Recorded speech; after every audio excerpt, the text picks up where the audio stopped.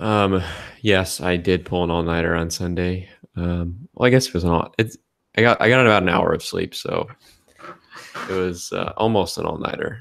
Close enough to one. Anyways, Your connection's really bad right now. in what way? Okay, no, I think you're good now. Um, yeah, it was rough. I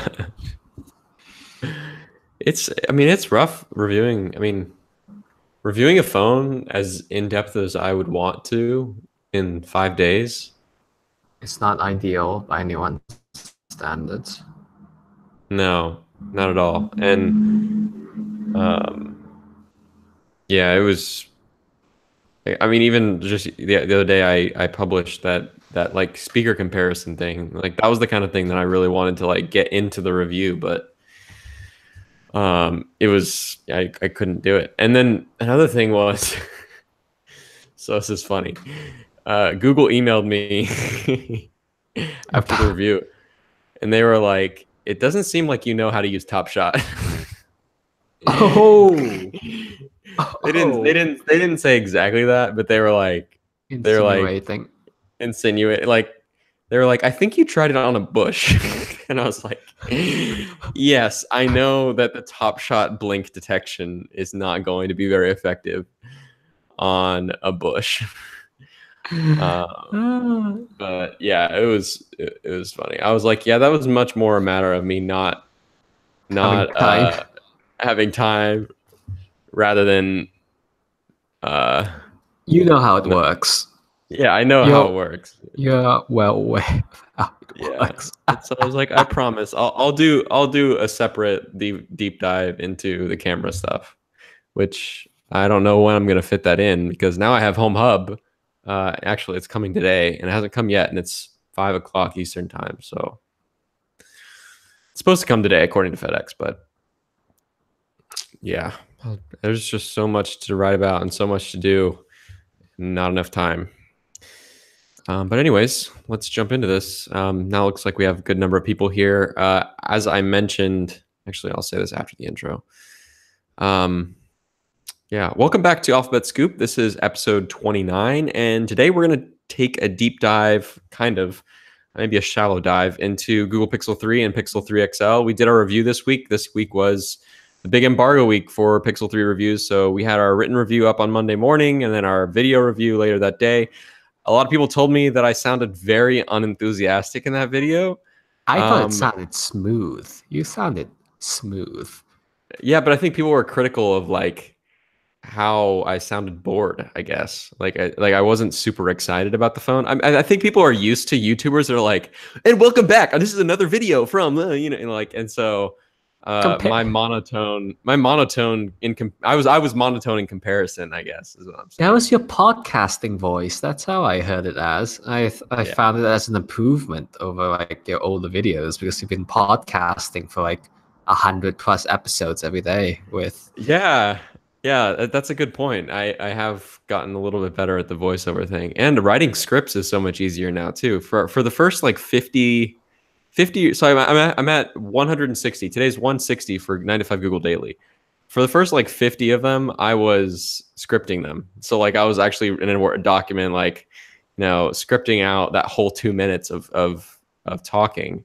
And after that, slowly just turned into like every day I can just look at 9 to 5 Google homepage and just see like what we covered for the day and just spit it out. Usually in one take, which it took me a long time. I don't think that I got to the point where I'm just able to do like one take in like literally 2 minutes, and then the post takes me like 10 minutes until like episode 100 or something. So yeah, I've definitely gotten a little bit better at thinking on my toes and doing voiceovers and stuff like that. So appreciate that you think it was smooth, but not everyone felt that way apparently. But anyways, Pixel 3 and Pixel 3 XL, I have them right here actually. I would love for anyone who's listening or watching to drop some questions in the chat on YouTube Live or YouTube live stream, Hangouts on Air, whatever they're calling it these days. And let us know what you want to know about them that we haven't covered or that you haven't seen people talk about in reviews. We'd love to try and fill in those holes for you. I'm not sure how many of those questions we're able to get to, but yeah, absolutely do that. basically my take on them, and I wrote about this in my first impressions, is that they're back to the consistency of the first two pixels. So if you remember, the first two pixels were identical, so like almost identical, except for battery sizes, battery sizes and screen sizes. And I really appreciated that, but both as a reviewer and as a buyer, as a customer, because it made making the decision between them very easy. It basically came down to a decision of whether or not I wanted a big screen. And this year we're back to that with the minor caveat of the notch. Yes, yes. I think that is it's a very sizable caveat that I don't know if we're going back to how the Pixel and Pixel XL are identical phones. It's 2 years running is how we've been in this noticeable split. It got much better this year, but they are different phones. Yeah, but I guess what I'm talking about when I say that is the build quality and like things like last year, like the Pixel 2 XL's display was kind of curved on the edge the same way as Samsung. Maybe not that extreme, obviously, but had a curved glass on the side to an extent. Well, the smaller Pixel 2 didn't have that at all, and there was obvious build differences. I felt like the coating on the back felt different. The cameras were obviously flipped around on the back for whatever reason. That was the most annoying. Like, why? Yeah. Why? But yeah, so this year they're identical, and I like that, and it's much easier to recommend them now. Well, not only are they identical, that's like one aspect, but another aspect is that they feel more finished. They feel there's a lot less problems. The Pixel 2 XL's display was trash, unequivocally, in my opinion. I guess I kind of got used to it after a while. I still used it all the way up until last week, because it didn't outweigh, at the end of the day, it didn't outweigh the benefits of the software. Mm-hmm. But yeah, none of those issues are there this year. So especially, the screen was the big one. That made it really hard to recommend the Pixel 2 XL. Just like, this is the best Android phone. I couldn't really say that because it was like this is a fundamental aspect of the phone, and Google botched it. And so it's like, it is a really, really good Android phone, like asterisk, like, except the display is kind of bad, and your mileage may vary. And that's not the case this year. So I'm back to the first year I said these are the best Android phones and probably the best phones for a lot of people. Last year it was like Pixel 2 might be good for some people, Pixel 2 XL might be good for some people. And this year I'm back to these are the best Android phones, and in some cases I think the best phones. I think there's a lot of people who would prefer these over the iPhone XS and XS Max, especially considering they are $200 and $400 different or cheaper, $300 cheaper. I don't know. 200, yeah, $799 and $899 versus $999. Actually, if you want to make a slight dive, how would you compare the Pixel 3 to the iPhone XS, the XR? Yeah, I think they're both in the category of, well, it's kind of neither, I would say. Okay. Like, I wouldn't directly put them side by side with the XR or the XS. I guess closer to the XR. For the smaller Pixel 3, closer to the XR. Mm-hmm. Probably. Mm-hmm. And the price lines up with that. Let's see if anyone has any questions. I don't see any really. Why did you choose white? I didn't. Google did. The two units I have right now are Google's. Go ahead. I have a question for you. So you said the XL won you over at the end of the day. Why did you arrive at that decision? Yeah, so I think for me, it came down to the display and how much I appreciate the extra display real estate. It's not really that it has that display up here. Like, I don't like, this is not a deal. Like, it's not a huge win to me. Like, Google's really been pushing that. Like, they're really like, yeah, it has a notch, but it has way more to screen, so that makes up for it. And I just don't buy that. But I liked the Pixel 2 XL over the smaller Pixel 2 for the same reason. The extra screen real estate, and especially last year, the screen was just nicer because it had the rounded edges. Well, the screen was nicer in form factor. It was not nicer in quality. So yeah, for the same reason I would have picked the bigger Pixel 2 last year. I just like bigger. I just like more display. And I think the way I would describe the quality this year is the Pixel 3 is a 9.9 out of 10, and the Pixel 3 XL is a 10 out of 10. Like it's just Here's what I found. Okay, every time. It's so close. It's very, very close. Although you can see just ever so slightly, I think like the colors and the vibrancy of the smaller one is just ever so slightly less. But it's close enough, and that's why. I mean, the benefits of the bigger screen, having the bigger screen, I just like bigger screens. But also, I have to say I've gotten used to the notch. Like, I have been the most vocal anti-notch and chin design person there is on the internet, probably. I hate it. I hate it so much, and this feels like such a I don't want to say that on the podcast. Like, yeah, like it's like a halfway like attempt at doing what Apple did, and so it's like I don't know. Like, I would have preferred that a lot of these makers would have just held off for a year before they could figure out this wrap around display thing that Apple does on the bottom of the iPhone 10, and just wait for that and just do it right the first time. And this notch and chin thing, the chin itself doesn't really bother me. It's gotten to the point where the notch itself doesn't really bother me. But I like the word that The Verge used in their review, which was it's doofy.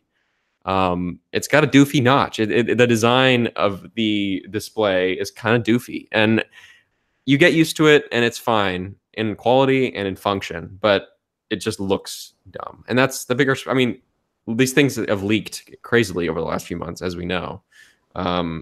And so it looks on the internet, looking at pictures, it looks really doofy, and in hand it looks really doofy. But when you use it, it's fine. How long did it take for you to adjust? To the notch thing, Yes. I mean, I still, it's not invisible. If I consciously am aware that it's there, but I mean, it took me 5 minutes to adjust. I mean, even at the event, holding the phones, using the phones, for hands-on and stuff, I noticed within 5 minutes that I was no longer thinking actively about the notch being there, and it didn't really bother me. It's the same thing with the iPhone 10. I've been using the iPhone 10 for about 6 months now, and on and off. And I originally, for the first like hour or whatever of using the phone, I was like kind of weird. It was just weird, and that's not normal. It's not the traditional top and bottom bezel situation we've had for the last 10 years. And so it just catches you off guard a little bit, but you focus. I think what happens is you focus on what's on the screen. If you're on Twitter and looking at a tweet, you're not thinking about the notch. I think you underestimate how much you're focusing on the actual content. One place that obviously is unavoidably in the way is when you're watching YouTube in landscape and full screen. That's probably one of the big things. Another thing, though, is that sorry if you haven't noticed this, because you're not going to be able to unsee it, but the radius of the top corners are different than the bottom corners. So that's another thing that, like, especially when you're watching YouTube and landscape, you notice that when you're watching YouTube and landscape. How good are the haptics on the phone? Someone asked. I've said this 1,000 times. It's better than every Android phone and worse than every iPhone since 2015. Yeah. Any other questions you have, Abner, that I can? Do you think? I think what this year more than usual, I'm seeing seeing people questioning whether the small phone is big enough for them. Do you have any thoughts on that? Whether people obviously like bigger is better to most people, and that's proven out the history of Android versus iPhone. Can these edge-to-edge design push people to the smaller phone this year? So you're saying, do you think people that use the larger phone or would use a larger phone normally and are going to the smaller because of the notch situation? Do I think? Or just okay? It's more just the screen size. Is that 5.5 inches enough for most people? Is it? Yeah, I think it's 5.5. It feels small. I know it's not because, it's bigger than the iPhone. I mean, it's the same 5.5. That's It, bigger than the iPhone 6, right? Um, I don't know. It feels small, but I've been using big phones for 3 years. So to me, it's like, I don't know. I've just gotten used to using the phablet form factor, and so it feels small to me. But I feel like it's just as functional. It's just as I don't know. Like if I had to pick between the small Pixel 3 and the Pixel 2 XL, every day of the week I'd pick the smaller Pixel 3 if I had those only those two options. mhm. Same with the original Pixel, obviously, because we've moved on from in a specs standpoint from the original Pixel. But I mean, even something like the Note 9, I would say I'd probably use the smaller Pixel 3 over the Note 9, despite the size difference. Just because, I mean, this is something that's so underrated. Is just the user experience is just so good.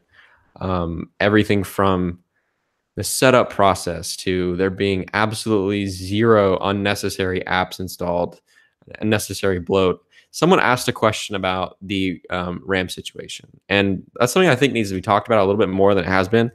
Um, I think a lot of people's take is this thing costs $800 and up, or $900 and up for the 3XL, and it should have 6 gigs of RAM, just because every other phone that's that price does, except the iPhone, which has less than 4 gigs of RAM still in 2018. So I think that we have to keep that in perspective. The latest iPhones still, 10s Max has 3 gigs, I'm pretty sure. Yes. So yeah, I mean, I don't buy it should just have more than 4 gigs because it costs that much, because Sure. the price is not directly, I don't think price is directly correlated with the specs that you're getting. Price is directly correlated with how good the product is as a whole. And my take on how good it is and how well it's handling 4 gigs of RAM as of today, this could change in a year. I don't know. The 2XL has obviously not stood the test of time, so I don't know how it's going to happen here. As of today, um, it's doing, and from a performance standpoint, absolutely fine. I mean, I opened 20 apps, and one thing that has to be mentioned. So I said something very controversial on Twitter the other day. I said that the 4 gigs of RAM on the Pixel 3, well, the Pixel 3 with 4 gigs of RAM performs better than the OnePlus 5 with 8 gigs of RAM. And I got questioned and asked, like, what do you mean by that? Because obviously, the OnePlus 5 is going to be able to store way more apps in RAM, and you're going to be able to so I saw a video today that was comparing side by side the Pixel 3 with, I think, the Note 9, and showing just how many apps it can keep in RAM. And the Note 9 was like keeping like 20 apps. So like there was a game that was, like there were 20 apps. One of them was a game, and it was like all the way at the top of multitask or the app switcher or whatever. And it was able to just pull it up and just go because it wasn't having to refresh it. And the Pixel 3 was obviously having to refresh it. And so from a technical standpoint, like, can you keep 20 apps running in RAM at all times? No, because it only has 4 gigs of RAM.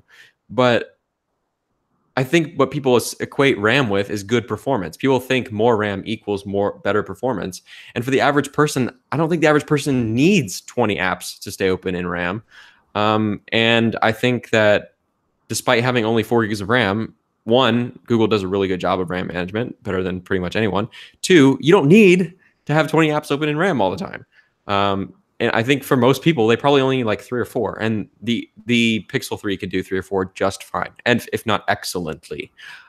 So that's my take on the RAM situation. Do you have any thoughts on it at all? Oh, more RAM always helps.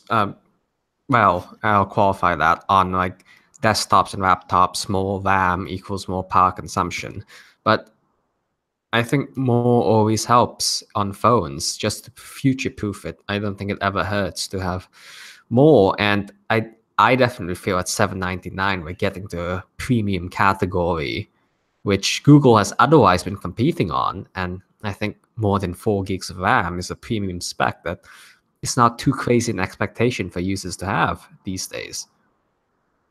Yeah, but how do you? I mean, what are your thoughts on the the $1,200 10s Max having 3 gigs of RAM? Does that? I mean, do you think the iPhone 10s Max should have 6 gigs of RAM, or I mean, is that? Are you saying because it's $1,200 that it should also have 6 gigs or 8 gigs of RAM too, just cause? Is that kind of what you're saying? Yeah, actually, in terms of my primary view is coming from future proofing these devices, future proofing these expensive Yeah. purchases for most people. And I, if Google, so yes, the iPhone can get away with it because of the excellent platform of the excellent OS management, Yeah. and Google is clearly doing it with the Pixel with the various optimizations. And yes, they should be applauded for that. But at the same time, those optimizations can be seen as a benefit and as a negative. It's awesome that they're able to optimize a smooth experience at 4 gigs, something which your review highlighted. But at the same time, that can also be seen as a con. They had to optimize because there's only 4 gigs. Yeah, it's true. I mean, I don't really have a deep technical understanding of how the intricacies of how RAM management works. So I can't really Likewise. provide a super intelligent analysis of the situation. Likewise. But I mean, I will say, like, for instance, I mean, so like, obviously RAM has, the needs, the software needs for the hardware has, it's marched forward over time. There wasn't that long ago, the phones had half a gig of RAM and they ran perfectly Mhm. because the software didn't need that much. And so, yeah, there's a march forward that just has to happen naturally because software is getting more complex, apps have more needs, people are doing more with their phones, multitasking more. How we use our phones and how important they are to our daily lives is increasing, and therefore the technical needs of those apps and applications, use cases are increasing. So that's a given to me. Mhm. I just don't think that I think the march forward, Google will Google will participate. Google's not exempt from the march forward. Mhm. Um, just like Apple isn't. Apple has marched forward as well. It wasn't that long ago that the flagship iPhone had a gig of RAM, and now they Yeah. have 3. And so I'm not against more RAM. I just don't. I can see an argument where Google's saying, like, yeah, we have 4 gigs this year, and for all intents and purposes, the user experience is excellent and probably better than most other Android phones, regardless of how Definitely. much RAM they have. Absolutely. So maybe we'll have 6 gigs of RAM next year or the year after that. I, But for now, they are not. It's not a priority, and it's not a selling point. They're not. I mean, some phone companies put 8 gigs of RAM on a banner ad to advertise the phone, and Google's not interested in that. I mean, one minor aspect of this, and this is obviously minor, but it could be bigger deal when you consider the number of phones that they're selling, is RAM costs money, and the 6 gig RAM module costs ever so slightly more than a 4 gigs RAM module. And if the user experience is identical at the end of the day, then that's one place where they can save money, I guess cut costs. I should also qualify my thoughts by saying that I don't want this to become a trend for Google. I'm referring to how the base pixel slate is 4 gigs and so on. We've discussed this on the previous episode on how Google thinks that's enough for the entry pixel slate and doing a good experience. But I'm not saying that Google is skimping. They're the company that included both USB-C headphones and a dongle in the box this year, Apple. And I just don't want this to be a trend for them to follow going forward. If they can, they should. If it's priced expensive, as it is again, which I think is more of a sticking point this year than in previous years, I think they should have increased the RAM. Yeah, But someone corrected me. The 10s Max has 4 gigs, not 3. oh, really? But still, someone asked how is battery life. Battery life is just fine, if not better than phones in this category. I think I'm not super. I don't know. When I test phones, when I review phones, I just try to use them like a normal person and Yeah. write my thoughts out based on how I feel about them, rather than I tend to lean qualitatively in my reviews versus quantitative, which I know is uncommon in the Android space or in the Android blog world. Almost everyone leans quantitative. Like, people are like, screenshotting their on screen on time, stats every day for a week and posting screenshots and showing the data. But for me, it's like, how does this phone fit in my life? And the answer in terms of battery life is it's fine. One thing I will say is I haven't noticed the Pixel 3 to be any worse than the Pixel 3 XL. That's a lot of people's concern. I think the 3 can make it through a day fine for 99% of people.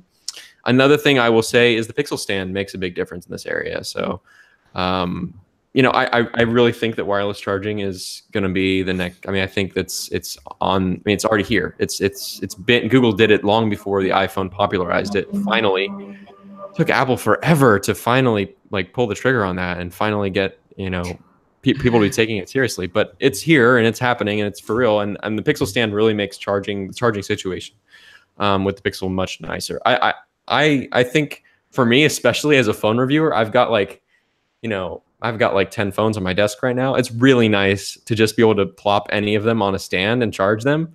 Rather than, I mean, I know they're all USB-C at this point, or most of them are. Actually, I've got enough variety of devices that not everything is USB-C. I've got iPhones and modern Android phones and some older Android phones that have different plugs. So I really appreciate the potential future of everything being Qi.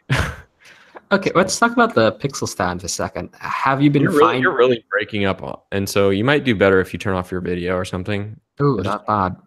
Okay. Yeah. That's just... And you're gone. I'll have to cut this out of the post-podcast audio, but Abner disappeared for a minute. He's having connection issues. He is stuck with Comcast or some kind of bad internet that has a monopoly, so can't really blame him for the situation. I'll answer some more questions in the meantime. Someone said Xiaomi Mi Mix is coming next week with 10 gigs of RAM. Not surprised. So battery is nothing amazing. It just works. Yeah, I'd say that's probably the situation. I don't know. It may be amazing, but I haven't quantitatively tested it. So my take is that it's good enough for your life, and you definitely don't need to charge during the day. Are you back, Abner? Yes, I am. Okay, cool, sweet. We didn't actually lose anyone during that downtime, so that's impressive. So my question was about the Pixel stand. You said you had multiple chargers. You had multiple wireless chargers. Do you notice when you don't have the Pixel stand's assistant UI available to you? No, not yet. It's not really. I think it's a little bit buggy still. Pixel stand is. I know a lot of people phones are shipping now, so you'll probably find this out for yourself. But the Pixel stand situation, I mean, so sometimes I'll put it down in the Pixel stand and it will charge, but it won't pop up with the Pixel stand UI, which is weird. Other times it will, other times it just won't charge. It's kind of like it works 90% of the time, and I think it's a software related issue. So I don't know, but your answer, one of the issues that I've been having is that if you're using the Pixel stand in the same room as a Google Home, it's not smart enough to realize that you're talking to one over the other. And so both will respond to you, even when you're logged into the right Google account. I initially tested this and thought that it was because I was logged into 2 different Google accounts. But no, regardless of what Google account you're logged into, in my case, my Google Home and my Pixel stand were both logged into my personal Gmail. Sometimes, well, yeah, I think as far as I've tested so far, it won't, how if you have 2 Google Homes in the same room, it will automatically know, like, you don't respond from both of them. It'll just pick whichever one's closer to you or has better reception from the far field microphones, I think. As of right now, the Pixel stand doesn't do that. So I've been really annoyed with it, actually, because every time I try to talk to it, it's defaulting to my Home Mini, and that's annoying. So yeah, I haven't really gotten to use the in theory, and the Pixel stand's awesome. I just think it has a few little bugs and a little software things that need to be worked out. So yeah, that's my thoughts on Pixel stand. Someone asked, how is Super Res Zoom, good or bad? I don't know if you saw this, but it's got this crazy thing where if your camera is perfectly still and you try to use Super Res Zoom, it actually uses the OIS to move the sensor around so that it can get more data to use for the Super Res Zoom. which is incredible to me. It's remarkably clever. If you're interested in this kind of camera stuff, Google AI published an in-depth blog post explaining how they got super res zoom to work, and it's so smart. Yeah, your audio is still breaking up really bad. Ooh. Just turn the video off. See how that goes. Okay. But yeah, it's incredible, and I wouldn't say it's as good as the telephoto lens on the iPhone. But I would say to the naked eye for a normal person, you probably can't tell the difference. Between if you have an iPhone, you tap the 2x. Obviously that's straight out of the sensor. It's not using any digital zoom there, and on the digital zoom, the super res zoom on the Pixel, it's not as good. If you compare them side by side and you look at it, it's not as good, obviously.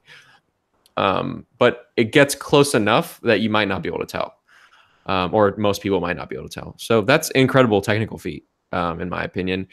One person pointed out that actually last year with the Pixel 2, they started working on some kind of super res zoom, digital zoom, like improved digital zoom using algorithms. Yep. And it wasn't marketed. Like it was literally like a thing. It was actually a part of the Pixel 2 feature lineup, but it just wasn't marketed. And this year it's like I think it's more complex. I think the algorithms and the technical parts behind it are more complex than they were last year. But yeah, Google's obviously marketing it now as a significant feature. Yeah, last year it was just the ability to zoom in seamlessly, to be able to zoom into an image without there being a jump or without it breaking. Oh, really? I thought it was also kind of a super res related thing. I might have been wrong. I can't remember. But yeah, that's interesting. Let's see if there's any more questions. On the camera front, so let's talk about the wide angle lens. Oh yeah. As somebody that doesn't take selfies, I would have probably preferred a telephoto lens on the back rather than a wide angle. How's your experience testing it out with regular people? Yeah, I think that I agree. I mean, I'm with you on this. I would prefer a telephoto lens versus or even a rear wide angle lens like LG's been doing for a long time. Yeah, definitely. Yeah. But I think the average person, like the iPhone user, that Google wants to sell these phones to, cares about the front-facing camera more. That's just a difference. And I think that my experiences with showing this phone to people would corroborate that. I actually let my teenage sister-in-law try out the Pixel 3 for an entire evening, just take pictures of it. We were going down to downtown Houston, so we had a lot of opportunities to take pictures of buildings at night and stuff like that. But yeah, she was like very, very impressed and sold on the wide angle selfie thing. And I mean, Google did a really good job of selling it at the event too. They showed they showed that video of all these people that are trying to take, take groupie selfies or whatever and struggling. That must have taken, side note, that video must have taken like 100 hours to compile, to find all of that footage and compile it all like that.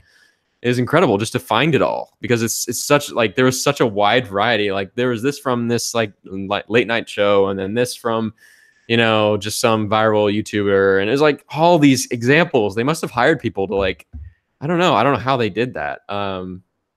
The other ad that they had was the Shush ad, which was also very, very well done. It was like another example of like there was 100 clips, maybe 20 clips, I don't know, of just people who had their phones go off in awkward situations. Like one person was they were racing a swimmer that was racing, and they had their phone go off, and they jumped in the water too soon because their phone went off. And like they did such a good job of compiling all that, and really, I think that really shows that these features are like solving maybe not real problems for people like us, because we're technical, or tech savvy, more tech savvy than the average person, but real problems for normal people who are trying to take group selfies is I need a wide angle camera, and the wide angle camera solves that problem for them.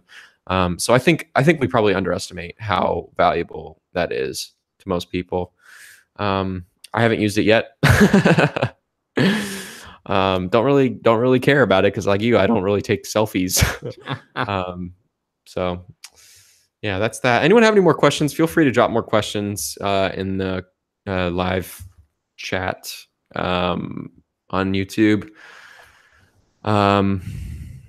Let's see, what else haven't we talked about? I wanted to talk a little bit. Go ahead. What were we gonna say? What were we gonna say? I guess we should talk about the scratching that some people are seeing, that some reviewers are seeing.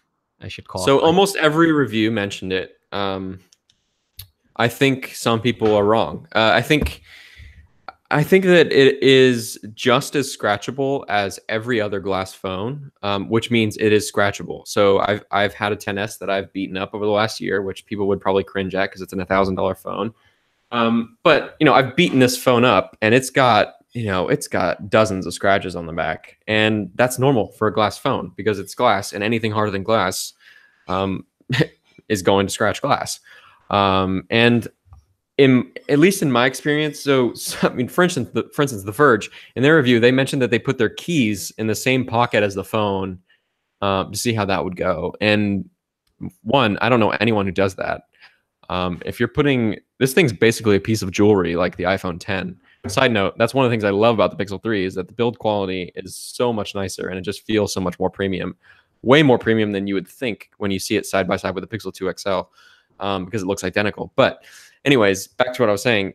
No one is going to put their keys in the same pocket as their really nice phone, or at least they shouldn't.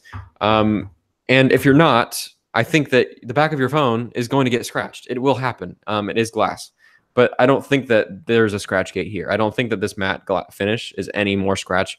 It might be. It may be. I don't know for sure because I don't have a single scratch on mine yet. So that's my anecdote. My anecdote is I don't have a single scratch on mine.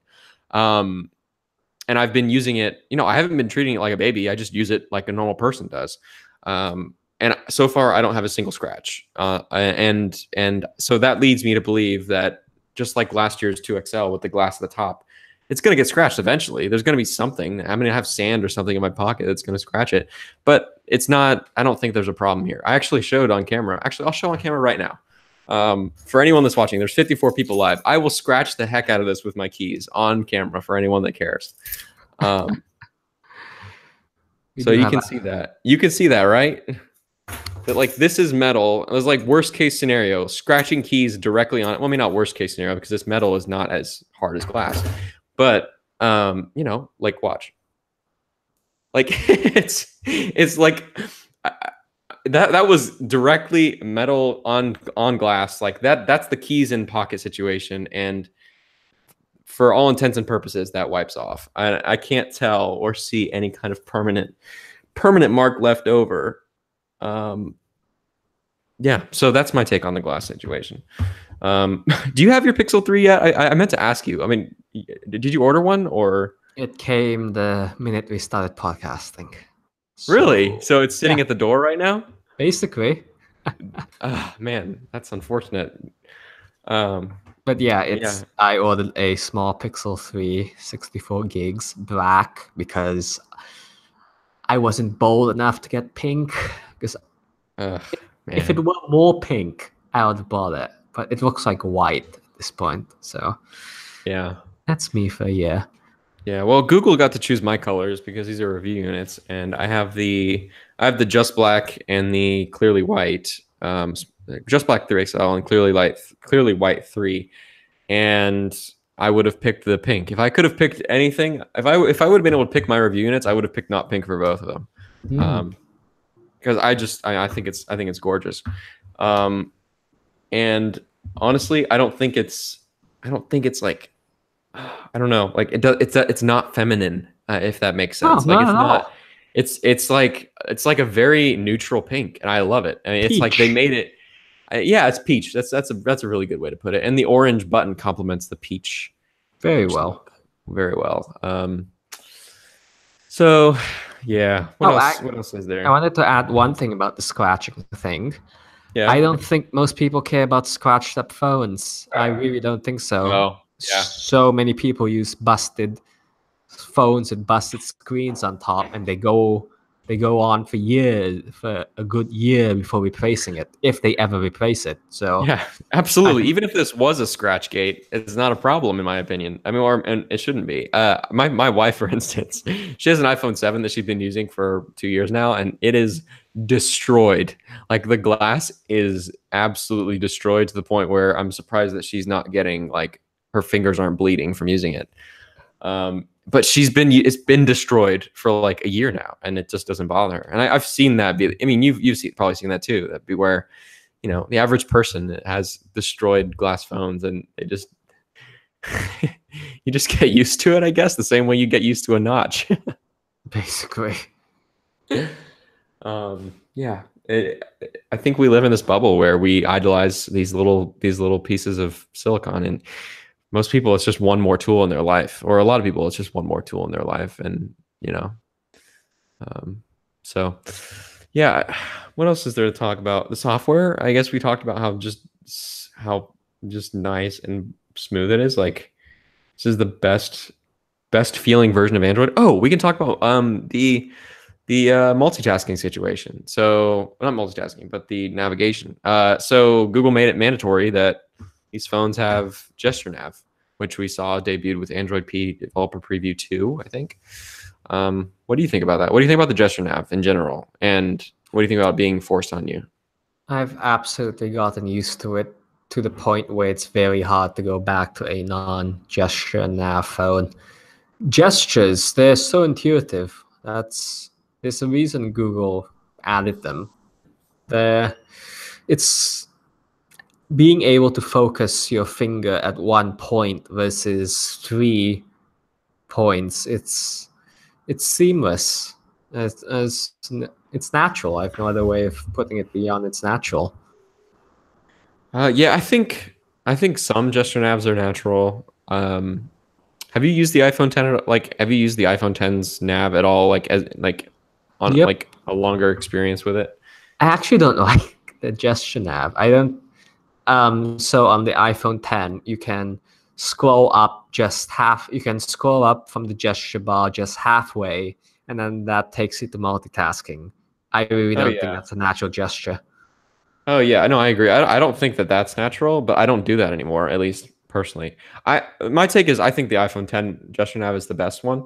Um, And I agree that opening the multitasking screen by going halfway and like stopping and then let go, like that's not the most natural gesture. And I would say that the gesture to open it on the Android P nav is not really that much better.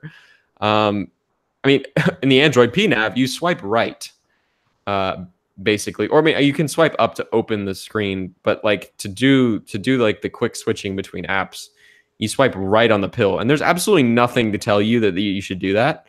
Um, and there's no instruction on that either. Like there's nothing when you start using the phone, nothing that teaches you how to use the gesture nav. So you have to pretty much just get it. And the whole swipe right thing to go to the most recent app and or open the quick app switcher thing is not natural at all in my opinion.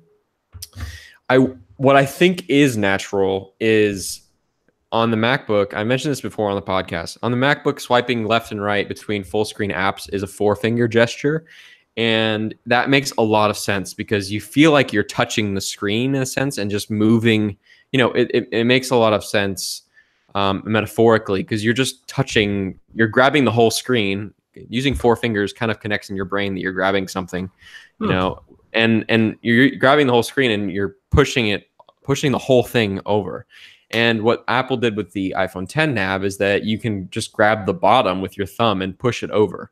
And so you get this feeling of like pushing between apps, which is not the most efficient when you're trying to go for one of those deeper apps. Anywhere farther than like the second or third most recent app you've used, it's tenuous.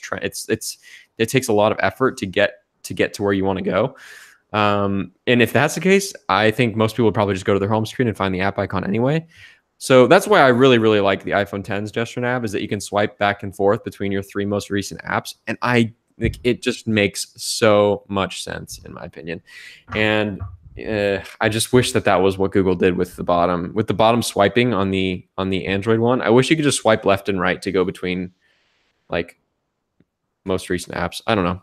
That's my take on the gesture nav. On the aspect of whether or not it's cool that Google made us use it.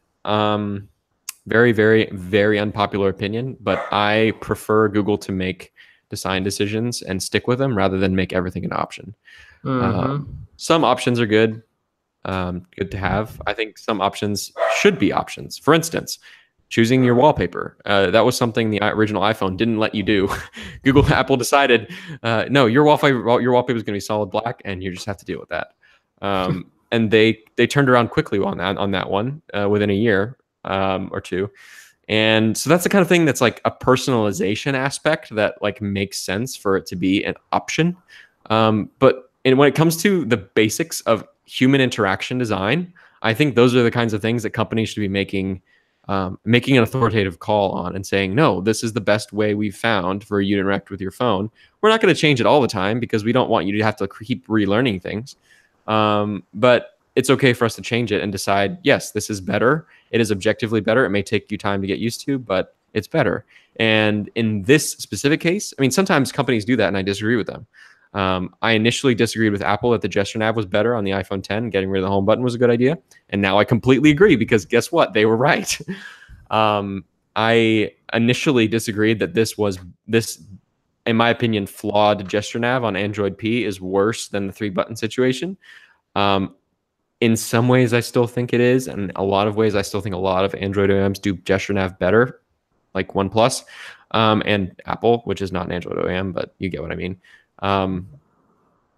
But now I'm okay. I'm okay with the fact that they decided that even if it's not perfect, like this is, Google decided this is what we're doing.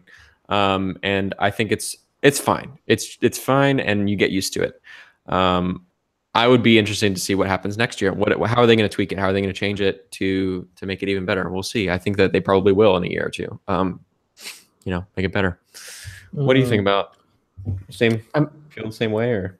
I'm actually very curious how companies like Samsung and LG end up adopting the pill navigation, whether they're going to like customize it in any way, whether they're going to do something as simple as customize the pill-shaped button or the back button.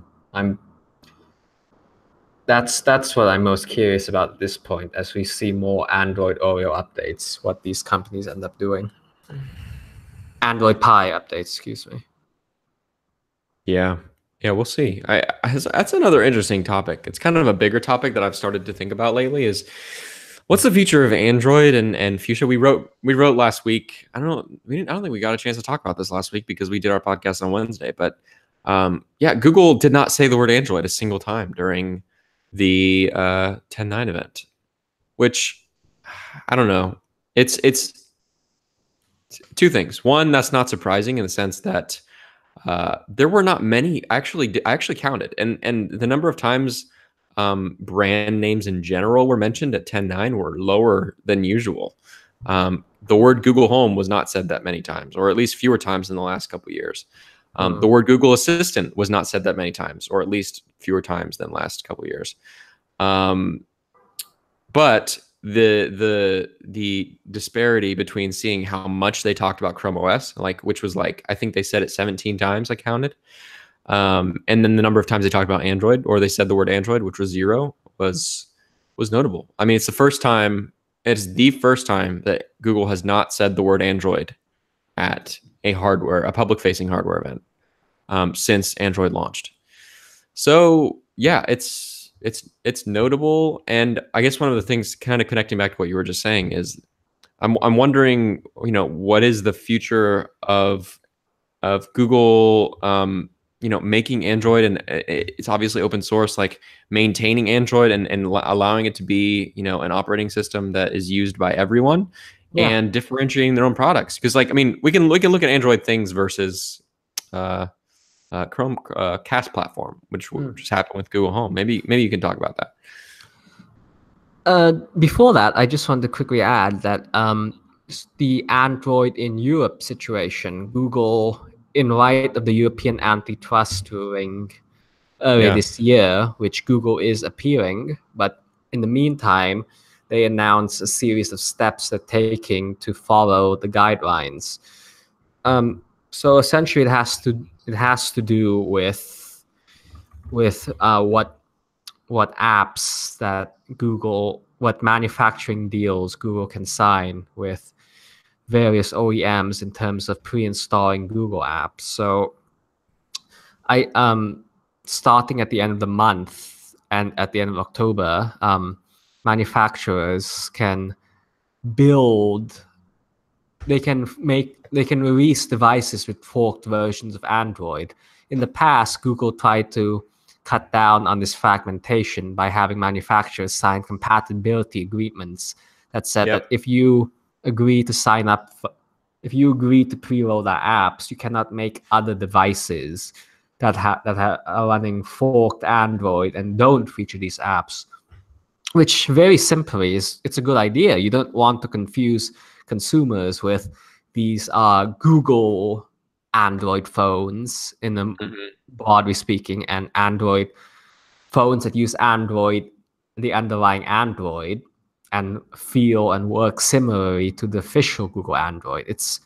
Explaining it is already confusing. It's making setting up these two classes of devices, and now this is allowed so that Google can comply with the EU regulations. So I think we're going to see. Well, I can't even say that. The question is whether these manufacturers, whether Samsung is just going to release Samsung phones in Europe with just the Galaxy App Store, because they've they very much wanted. They're already doing that now. They're trying to make Galaxy apps a thing. So the question is whether this will embolden them and what the consumer reaction is to all these changes. So in terms of what the future of Android will look like, I think we're in for a very interesting year ahead of what these companies are going to be doing. Yeah. Whether is well, in a way, we're going to see if consumers want Google Apps, if they want Chrome, if they want the Play Store, if they realize the importance of having the Play Store on your device and having all these popular apps. This is something we're going to come to a head in the next year. Yeah. And do you have any thoughts about it? Whether we're going to Yeah. start seeing more fragmentation? Yeah, what strikes me is that there's a lot of things all happening at the same time that kind of point to a sea change. One is what you just described, everything that's happening in the EU. That's like going to change the dynamic of Android completely. Another one is Google is developing its own Android alternative. We know this. Bloomberg reported that their goal with Fuchsia is literally for it to replace Android. As of Bloomberg's report, at least, that is actually what that's what our good friend Mark Gurman understands to be true about what I think it was Mark Gurman that reported that. Sorry to whoever reported it if I'm wrong, but that's something that Google's doing, and it's like whether or not that happens in 2 years or 5 years, like that as of now, that's what's currently understood to be their goal. 3, Google is directly competing with their biggest partners now. And more seriously than ever with every passing year. So this is Google Pixel 3. This is the third round on this. And Google's marketing is intensifying every year. They're taking the products more seriously. Obviously, they took a lot of criticism last year, and they really doubled down and fixed a lot of problems, a lot of complaints that people had. They're tripling down on AI stuff. So Google is really like, whereas before, I mean, even 5 years ago, I mean, when Google acquired Motorola, like they had to get rid of Motorola because they did not. I feel like the relationships were too. The dynamic of the relationship. Yeah, Samsung wasn't okay. The dynamic of not just Samsung, but the relationship between them and the Android OEMs was not in a place where they could directly compete with the people that they were partnering with to launch these phones. And that's obviously thrown out the window now. Like that is like Google has zero shame. Like it's almost like we're going to launch and we're going to directly compete with Samsung, and we want to beat Samsung. It's like that's how seriously they're taking their phones. And it's like if Samsung ditches Android because of that, well, that's going to be the cost. Like that's kind of what it seems like their attitude is now. And maybe it's not that extreme, at least not yet. But that's how that seems like that's the direction. It certainly feels like a backup plan because Yeah. who Yeah, kind like of. I think it's the primary plan now, though. Yeah, Seems like it's becoming the primary plan. The primary because plan is Google wants to do hardware better than anyone. but there's you can argue that that they're trying to compete with the iPhone, and maybe they're in the background telling Samsung execs that the Pixel is meant to compete with the iPhone, not you guys. Uh, who Yeah, knows what maybe. these backroom discussions sound like? But this could be a back. This seems like a backup plan if Samsung goes rogue, if they're allowed to go rogue. Yeah. And there was a fourth thing. There was a fourth aspect to this that I was thinking that another thing that just is part of this bigger See sea fuchsia. change. I already mentioned that Fuchsia, Google directly competitor or directly competing with partners, and um, the other one was what was it? Assistant Oh, the becoming like EU, an the EU, the EU yeah. stuff. Yeah. So I mean, I guess I'll just leave it at that. Those are my three big points that are like things are changing, and it's not going to be business as usual for Android. I don't think. And oh, I guess actually, I'll add number four. This is my number four. The Android brand itself is disappearing from everything, from all of Google's products, all of their apps. I offer you one counter in Android One and Android Go. Well, that's not even a consumer-facing thing as much. I mean, it kind of is. Nokia, in I fairness, mean, Nokia is running with it. They're yeah. I like mean, the Android One company. yeah, yeah. I mean, that's true. But still, like, it's kind of still like something that's it's kind of buried it's maybe on the back of the box and it's buried in the settings app. But it's not like I mean, in Moto's ads for the E4 or the G, what are we on now? G12. G6. uh, In their TV ads, are they bragging about Android One? Are they using a little green robot to advertise these phones? I don't think so. Maybe I'm wrong. Someone can DM me, slide into my DMs, and tell me I'm wrong. But in almost every case, the Android brand's disappearing, and this event on 10.9 was the culmination of that. I mean, I think it's still yet to see. There's still some stragglers, as I mentioned. Android Auto is still on the Pixels. Android Auto is obviously still the name of their auto platform, as is Google, as is Android Go, as is Android One, as is Android TV.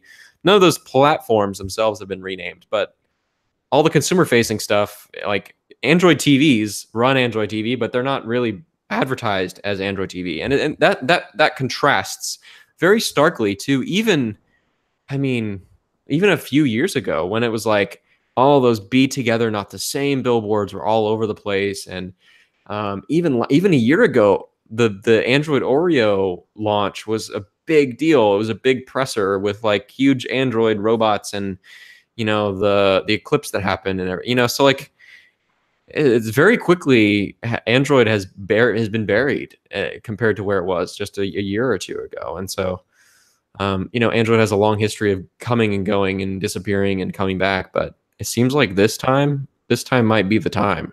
Might be the time that it actually gets buried. Google does not want these Google Pixel phones to be called Android phones. They are Google phones. It is a Pixel phone. And that's a whole brand that they're building and spending millions of dollars to build. And so, yeah, a big part of public awareness of brands is based on how many dollars are spent on advertising. And the number of advertising dollars being spent on the Android brand right now seems to be zero or near zero. And the number of dollars being spent on Pixel and Google Pixel and Google Home and Google Assistant, even Google Assistant. I think Google Assistant, the brand name, is like 10x as publicized now as Android is. Yeah. Side note, Google listed Google Assistant under the operating system of the section of the spec sheet for the Pixel 3. That was wildly fascinating to me.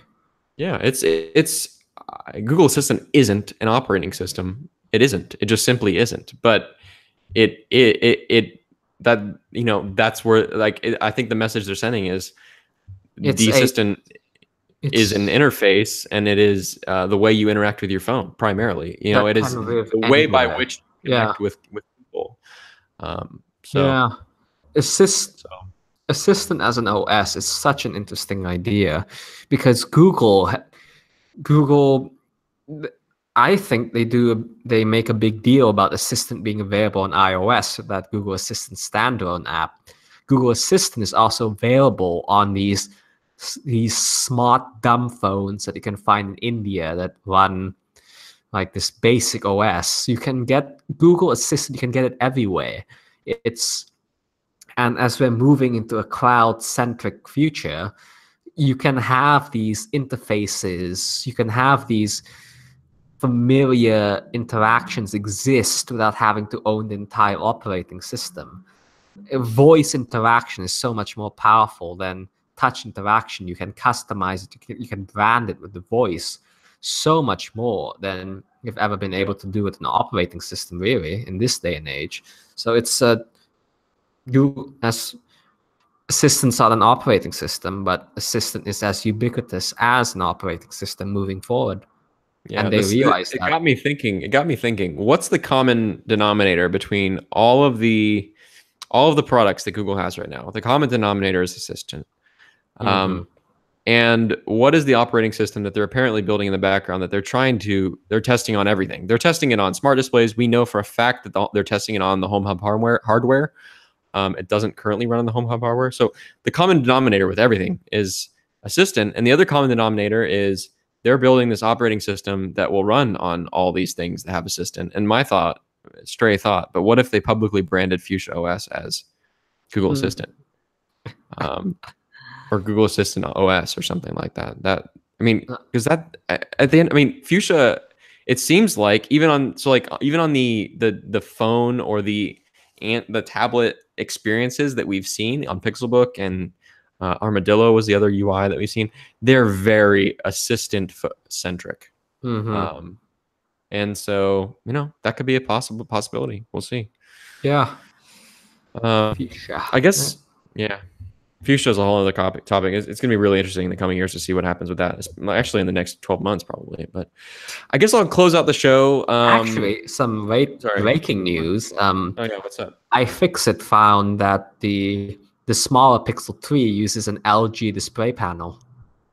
Wow, that is very interesting. Yeah, that's very interesting. It's a complete reversal of last year, and as you said, at the top of the show, you said the Pixel 3 XL had a slightly better screen, and I think we now know why. Wow, that's a very nice. We tied it up with a bow, I guess. The show closed out really well. So yeah, I think I'll close it out. On that note, we're over an hour now. I'll just make my recommendations because someone asked in the comments just now or in the chat, who should get the Pixel 3 XL? My answer is for Pixel owners, anyone who has the original Pixel, 100% get it. You will not recommend it. I think those people are the ones who did it right if they skipped last year's debacle. If you have Pixel 2 XL, the screen is magnificently better. You will not be upset with the Pixel 3 XL if you upgrade, I think. Same with Pixel 2. And if you're on any other phone that's like pre-iPhone 8, pre-iPhone 7, it's a great buy. And I think it will make a lot of people happy and it'll be a good phone for a couple years. We'll see. Hopefully it has the longevity of the original Pixels, which in my opinion are incredible still. My original Pixel XL is like running like a beast still. So yeah, I'll close out the show on that note. Do you have any final thoughts before we close out this? This was definitely a me-heavy show because I was the one that reviewed the Pixel 3. And next week will be a Home Hub-heavy show. Yes, hopefully. Indeed. Yeah, it will be. I'll have my review up before next week's show. And honestly, we had way more viewers today and the last Wednesday live viewers. So maybe we should try Wednesdays going forward. We'll see. Maybe you can let us know in the comments over at 95 Google and let us know what you think about timing on these things. We had like double the number of live viewers today. So that's something we're thinking about. We might move from Friday because Friday's the day people are getting off of work and not sitting around their computers as much. And we're usually later in the evening on Friday, especially Eastern time. So maybe that doesn't make sense. And maybe Wednesday's better for people. Let us know what you think about that. Until next week, you can tune into Alphabet Scoop here every week. We record this podcast every Friday, maybe not. Today's Wednesday, and publish every Saturday morning. Maybe not. Maybe we'll publish tomorrow morning. And you can find us on all your favorite podcasting platforms, such as iTunes, Apple Podcasts, Pocket Casts, Google Podcasts, Google Play. And you can even listen over at 95google.com. Thanks for tuning in as always. We apologize for all of Abner's connection issues. We really, really would like to figure that out. It's been a rough time. I think Abner has a monopolistic internet Yes. situation. Indeed. AT&T. All right. Yeah. Anyways. See you next week, everybody. Bye. I'm waving.